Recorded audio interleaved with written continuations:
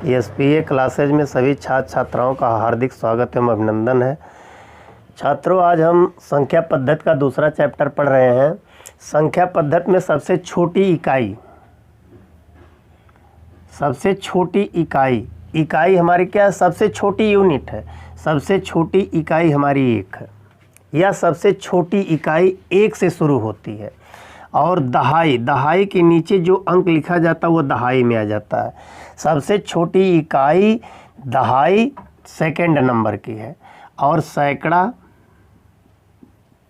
सैकड़ा हमारा third number का है। इकाई में हम 1 से गुणा करते हैं, दहाई किसी संख्या का ज्ञात करने के लिए 10 से, सैकड़े में 100 से। जैसे हमने लिख दिया 577। अब इसका एक विधि और है स्थानीय मान ज्ञात करने के लिए। पहले 7 में हम 1 से गुणा करेंगे तो हमारा ये स्थानीय मान पहले 7 का आ गया। दूसरे 7 में जैसा कि हमने बताया है 10 से गुणा करेंगे तो इसका स्थानीय मान 70 आ गया। जो तीसरे अंक पर स्थान है 5 है, तो उसमें 100 से गुणा करेंगे तीसरे स्थान के लिए, इसमें 700 होगा।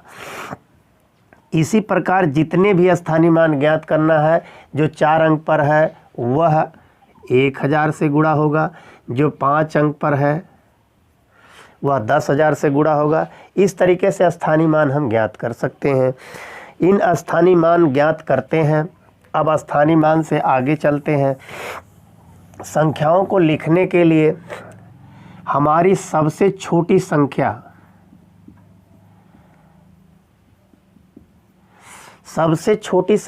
1 है, और एक अंक की भी सबसे छोटी संख्या 1 है।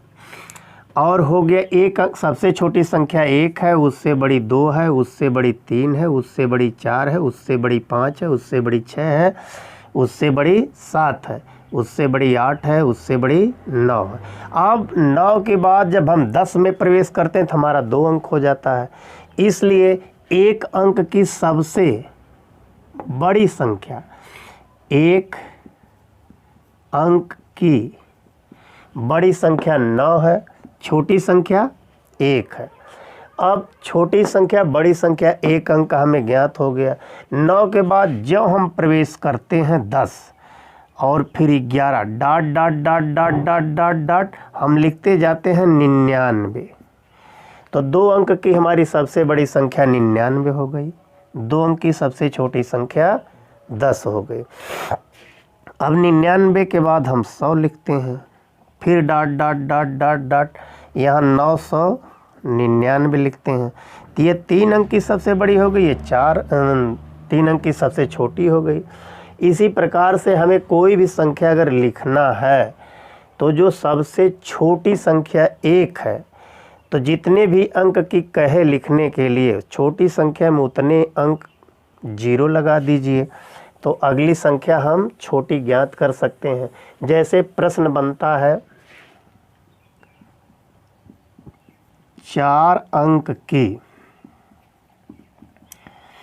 छोटी संख्या लिखो। 4 अंक की छोटी संख्या हमने बताया 1 लिख दीजिए, उसके बाद हमें 4 अंक बनाने के लिए 3 0 लगा दीजिए। ये सबसे छोटी संख्या हो गई। 4 अंक की बड़ी संख्या 9 होती है, 9 9 9, 4 बार 9 लिख दीजिए। अगर 6 अंक की पूछे 6 बार 9 लिख दीजिए। 10 अंक की पूछे सबसे बड़ी तो 10 बार 9 लिख दीजिए। इसी प्रकार से हम इन अंकों की छोटी और बड़ी संख्या ज्ञात कर सकते हैं। हमें परीक्षा में प्रश्न ऐसे पूछता है कि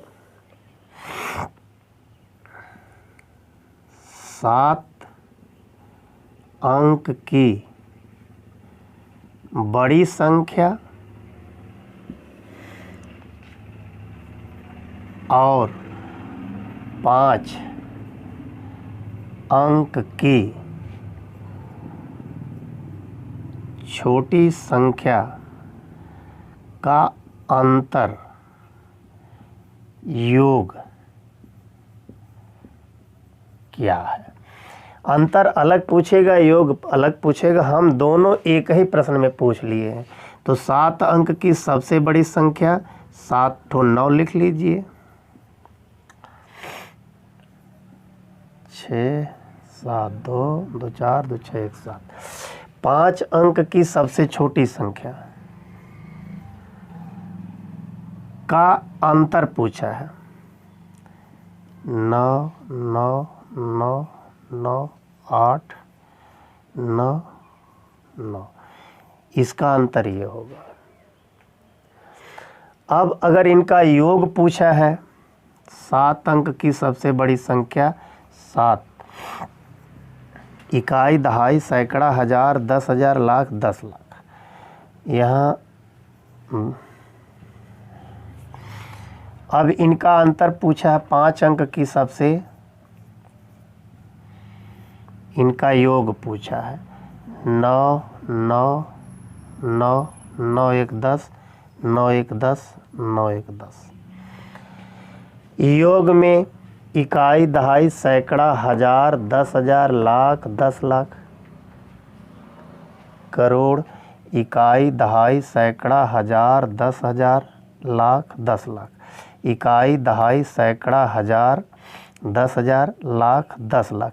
यह 1 करोड़ में आ गया। ये 99 लाख था, उसमें जोड़ दिया गया तो 1,09,999 आ गया।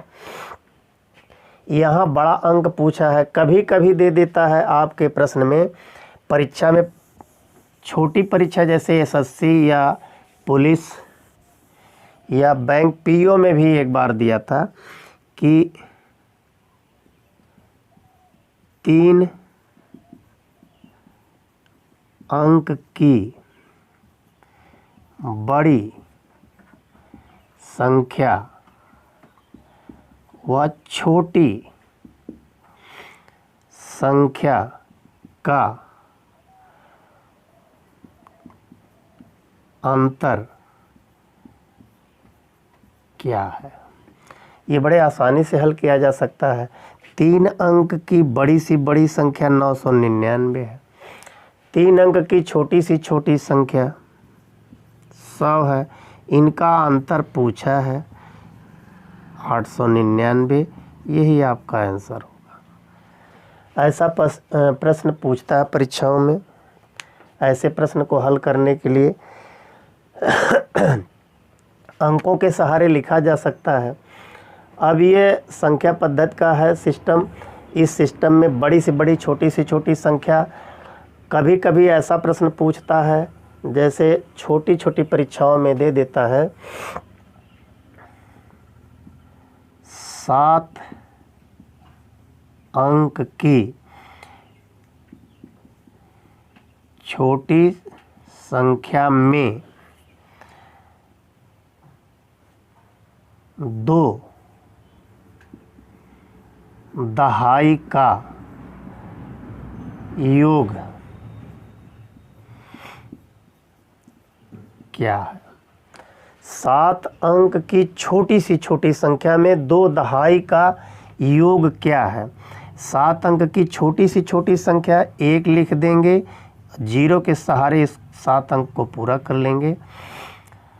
इकाई, दहाई, सैकड़ा, हजार, 10,000, लाख, 10 लाख। ये 10 लाख है। इकाई, दहाई, सैकड़ा, हजार, 10,000, लाख, 10 लाख। 10 लाख है। 10 लाख में छोटी संख्या हो गई ये 7 अंक की। पूछा है 2 दहाई। 2 दहाई का योग, 2 दहाई कैसे लिखेंगे। 20 को 2 दहाई शून्य इकाई लिखा जाता है। हमें इकाई अगर आगे नहीं दिया है तो शून्य मान कर ही लिखते हैं। अब इनका योग पूछा है। अब लड़के घन चक्कर में पड़ जाते हैं कि 2 दहाई क्या है।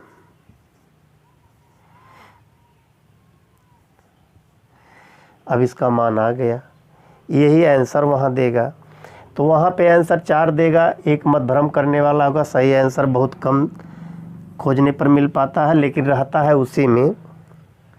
ऐसा प्रश्न देता है।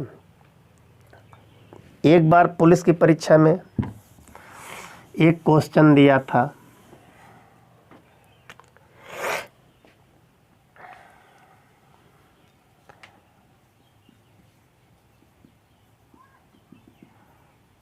90 दहाई और 10 दहाई का योग क्या है? 90 दहाई है तो 90 पूरा लिख लेंगे। दहाई के बाद इकाई हमें शून्य विलुप्त किया हुआ है, शून्य लिख लेंगे। 10 दहाई है, 10 के बाद भी ऐसा विलुप्त किया है इकाई अंक, जोड़ देंगे, यह 1000। यही आंसर है। ऐसे प्रश्नों में घन चक्कर में लोग फंस जाते हैं। और एक बार पुलिस 2015 में एक क्वेश्चन दिया था,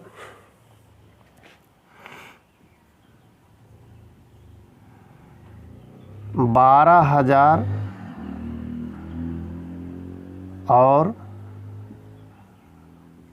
1200 तथा 12 को कैसे लिखा जाएगा? 12,000 और 1200 तथा 12 को कैसे लिखा जाएगा? अब देखिए, इनका योग पूछा था, उसका सीधा सीधा अर्थ योग था कि लिख कर कैसे हम कह सकते हैं। तो 12,000 1200 12 ऐसे लिखेंगे। योग पूछा था, कैसे लिखा जाएगा? तो योग लिख करके हमें बताना है। 2 1 2 3, ये 13,212 ऐसे लिखा जाएगा। वहाँ 13,212 भी दे सकता है, 12,212, 12,000 देगा, 1200 देगा। तो इसमें घन चक्कर में नहीं पड़ना, इसको ऐसे ही लिखा जाएगा। उसका आशय यही है कि 12,000 और 1200 तथा 12 को कैसे लिखा जाएगा।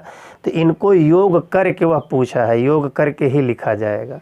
तो ऐसे प्रश्न अक्सर परीक्षाओं में पूछ दिए जाते हैं, जो संख्या पद्धति का ही सवाल है। और संख्या पद्धति को अगर मजबूती से नहीं पढ़ेंगे तो मामला फेल हो सकता है। संख्या पद्धति से 1 2 3 क्वेश्चन निश्चित हर परीक्षा में आते हैं। पीसीएस से लेकर के आईएएस, सीडीएस और एफकैट, एनडीए में भी इन्हीं से पूछा जाता है।